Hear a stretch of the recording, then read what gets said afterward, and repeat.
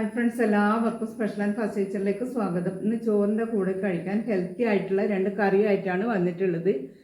കാമ്പും കായയും മെഴുക്കുവരട്ടി. കാമ്പും കായയും മെഴുക്കുവരട്ടി ഉണ്ടാക്കാനായി ഒരു ഏത്തക്കായ ചെറിയതായി മുറിച്ചെടുത്തിട്ടുണ്ട്. കാമ്പും കുറച്ച് ചെറിയ ചെറിയ പീസായി മുറിച്ച് കാമ്പും കായയും കൂടെ ഒരു പാത്രത്തിലേക്ക് ഇട്ടുകൊടുത്ത് 1/4 ടീസ്പൂൺ മഞ്ഞൾപ്പൊടിയും 1/4 ടീസ്പൂൺ പിരിയം മുളക് പൊടിയും 1/4 ടീസ്പൂൺ ഉപ്പും 1/4 കപ്പ് വെള്ളം ഒഴിച്ച് ഇനി ഇതൊന്ന് വേവിച്ചെടുക്കണം.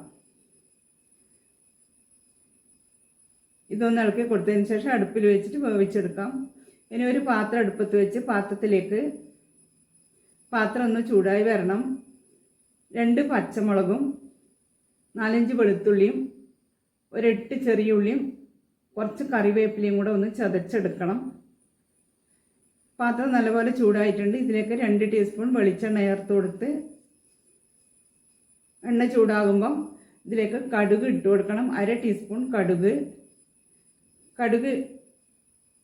ഇട്ടതിന് ശേഷം കടുക് പൊട്ടി 1 ടീസ്പൂൺ ഉഴുന്ന് പരിപ്പും 2 വറ്റൽമുളകും ഇട്ടൊന്ന് മൂപ്പിച്ചെടുക്കണം. ഇനി ഇതിലേക്ക് ചതച്ച് വെച്ച വെളുത്തുള്ളി, ചെറിയ ഉള്ളി, പച്ചമുളക്, കറിവേപ്പില ഒന്ന് ചതച്ചതിന് ശേഷം ഇതിലേക്ക് ചേർത്ത് കൊടുത്ത് ഇനി ഈ വെളുത്തുള്ളിൻ്റെയും ചെറിയ ഉള്ളിൻ്റെ എല്ലാം പച്ചമണം മാറി വരണം. അതുവരെ ഒന്ന് ഇളക്കി കൊടുക്കുക. ചെറിയ തീയിലിട്ടിട്ട് പച്ചമണം മാറുന്നവരെ ഒന്ന് ഇളക്കി കൊടുക്കുക. പച്ചമണം മാറി വരുമ്പം വേവിച്ച് വെച്ച കായയും കാമ്പും ഇതിലേക്ക് ചേർത്ത് കൊടുക്കണം. ഉള്ളിൻ്റെ പച്ചമണമെല്ലാം മാറി നല്ലൊരു മണം വരുന്നുണ്ട്. ഉള്ളി ഒന്ന് ചെറുതായി മൂത്ത് വന്നിട്ടുണ്ട്. ഇനി ഇതിലേക്ക് കുറച്ച് പൊടികൾ ചേർത്ത് കൊടുക്കണം.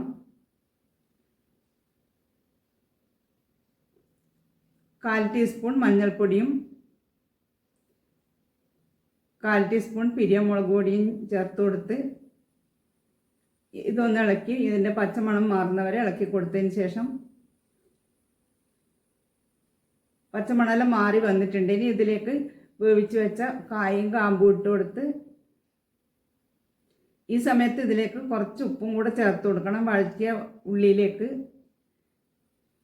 നല്ലപോലെ ഒന്ന് ഇളക്കി യോജിപ്പിച്ചെടുത്താൽ നമ്മുടെ മെഴുക്ക് വരട്ടി റെഡിയായി. ഇതിലേക്ക് തേങ്ങ വേണമെന്നില്ല. തേങ്ങ ഞാൻ കുറച്ച് തേങ്ങാക്കൊത്ത് ചേർത്ത് കൊടുക്കുന്നുണ്ട്. തേങ്ങ ഇഷ്ടമില്ലാത്തവരും തേങ്ങ ഇപ്പോൾ ഇല്ലാത്തവരൊന്നും ചേർത്ത് കൊടുക്കണ്ട. തേങ്ങ ചേർക്കാതെ തന്നെ നല്ല ടേസ്റ്റുള്ള മെഴുക്ക് വരട്ടിയാണ്. കുറച്ച് തേങ്ങാക്കൊത്തും കൂടെ ചേർത്ത് കൊടുത്തിട്ടുണ്ട്. ഇന്നത്തെ കറിയിലൊന്നും തേങ്ങ ചേർക്കുന്നില്ല. തേങ്ങ ചേർക്കാത്ത കറികളാണ്.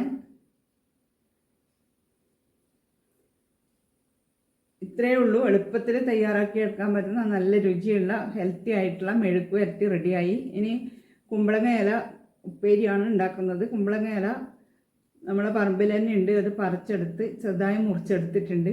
മുറിച്ച് കഴുകി ഒരു പാത്രത്തിലേക്ക് ഇട്ടു. അതിലേക്ക് മഞ്ഞൾപ്പൊടി, കുറച്ച് ഉപ്പ് അധികം ഇടണ്ട. ഇലയായതുകൊണ്ട് വേകുമ്പം കുറച്ചേ ഉണ്ടാവും. അതുകൊണ്ട് ഈ ഇലക്ക് ആവശ്യത്തിനുള്ള ഉപ്പ് 1/4 ടീസ്പൂണിൽ താഴെ ഉപ്പിട്ട് 1/4 കപ്പ് വെള്ളം ഒഴിച്ചിട്ട് ഇതൊന്ന് വേവിച്ചെടുക്കണം. ഇതുപോലെ കറി ഉണ്ടാക്കിയാൽ നല്ല ടേസ്റ്റാണ് ചോറിൻ്റെ കൂടെ കഴിക്കാൻ. ഹെൽത്തി ആയിട്ടുള്ള കറികളുമായി ഇനി ഇതൊന്ന് തുറന്ന് ഇതിലേക്ക് 2-3 വെളുത്തുള്ളിയും 4-5 കാന്താരിയും ചതച്ചിട്ട് ചേർത്ത് കൊടുക്കുന്നുണ്ട്. കാന്താരി ഇല്ലെങ്കിൽ എരിവിന് പച്ചമുളക് ചേർത്ത് കൊടുക്കാം. ഇനി ഇതൊന്ന് നന്നായി ഇളക്കി യോജിപ്പിച്ച് ഈ വെള്ളം ഒന്ന് കുറച്ച് വറ്റി വരണം. വെള്ളം വറ്റി വരുമ്പോൾ ഇതിലേക്ക് 1 ടീസ്പൂൺ പച്ച വെളിച്ചെണ്ണയും കൂടെ നനച്ച് കൊടുത്താൽ കുമ്പളങ്ങ ഇല ഉപ്പേരി റെഡിയായി. ഇത്രയേ ഉള്ളൂ. എളുപ്പത്തിൽ തയ്യാറാക്കി എടുക്കാൻ പറ്റുന്ന ഹെൽത്തി ആയിട്ടുള്ള നമ്മുടെ കറി റെഡിയായി. എല്ലാവരും ഇതുപോലെ ഉണ്ടാക്കി നോക്കി ഫീഡ്ബാക്ക് അറിയിക്കണേ. വീഡിയോ ഇഷ്ടമായാൽ ലൈക്ക് ചെയ്യാനും ഷെയർ ചെയ്യാനും സബ്സ്ക്രൈബ് ചെയ്യാനും മറക്കല്ലേ. നല്ലൊരു വീഡിയോയുമായി നാളെ വരാം. Thank you for watching.